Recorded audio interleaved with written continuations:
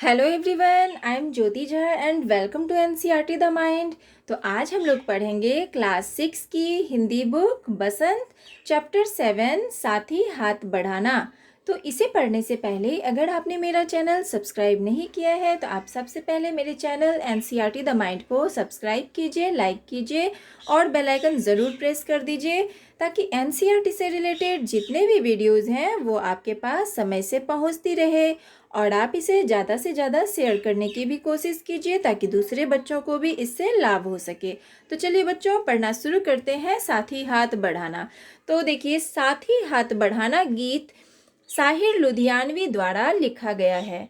कवि ने इस गीत में बताया है कि जब जब मनुष्य ने मिलकर काम किया है तब तब उसने हर मुश्किल को आसानी से पार किया है।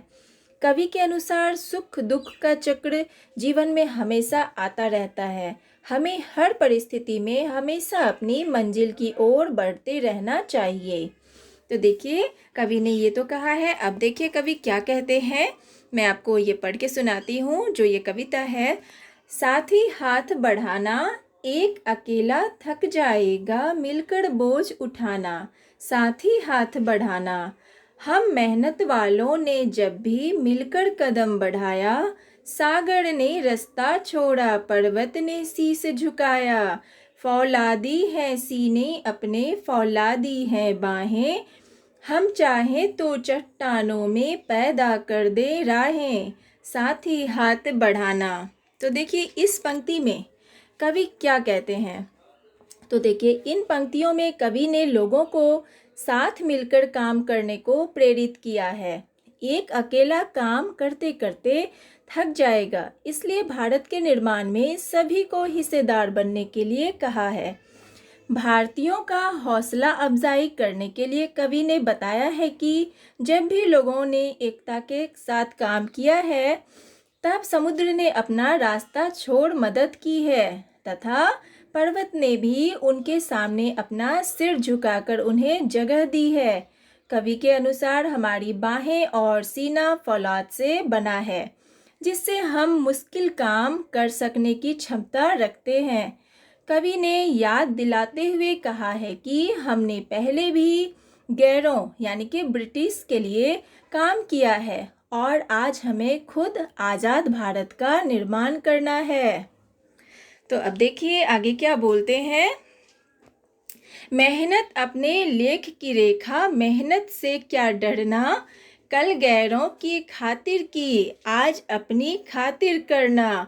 अपना दुख भी एक है साथी, अपना सुख भी एक, अपनी मंजिल सच की मंजिल, अपना रास्ता नेक, साथी हाथ बढ़ाना। तो देखिए, इन पंक्तियों में कवि ने सुख दुख को लोगों का साथी बताया है।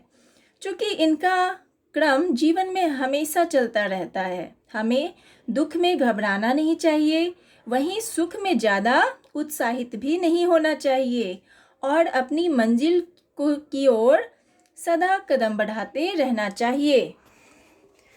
अब देखिए क्या है। एक से एक मिले तो कतरा बन जाता है दरिया, एक से एक मिले तो जर्रा बन जाता है सहरा।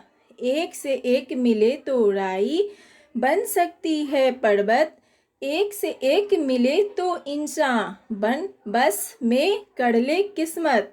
साथी हाथ बढ़ाना। तो देखिए, कवि ने एकता की ताकत को स्पष्ट करते हुए बताया है कि एक एक बूंद के मिलने से ही दरिया बनता है।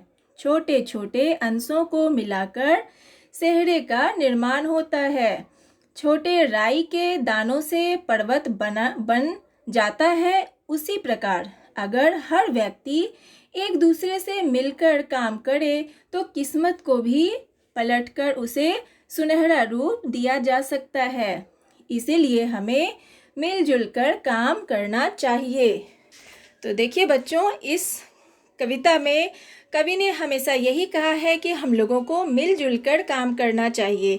तो आप कभी भी देखेंगे अपने आप, कभी भी अगर आप अकेला काम करते हैं तो आपको कितनी मेहनत करनी पड़ती है। वहीं अगर 4 लोग एक साथ मिलकर काम करते हैं तो वही काम कितना आसान हो जाता है। तो हमें हमेशा साथ ही हाथ बढ़ाना, इसका मतलब यही है कि हमें एक दूसरे का हमेशा मदद करते रहना चाहिए। तो ये चैप्टर आपका ख़त्म हो गया। तो अब हम लोग अगले चैप्टर में इसका जो प्रश्न उत्तर है वो करेंगे।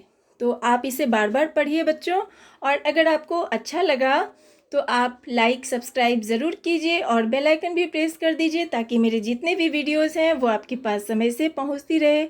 और अगर आपको कुछ समझ में नहीं आ पाता है तो आप कमेंट के द्वारा भी पूछ सकते हैं। तो चलिए बच्चों, मिलते हैं अगले वीडियो में। तब तक के लिए bye, take care, thanks to watch my video.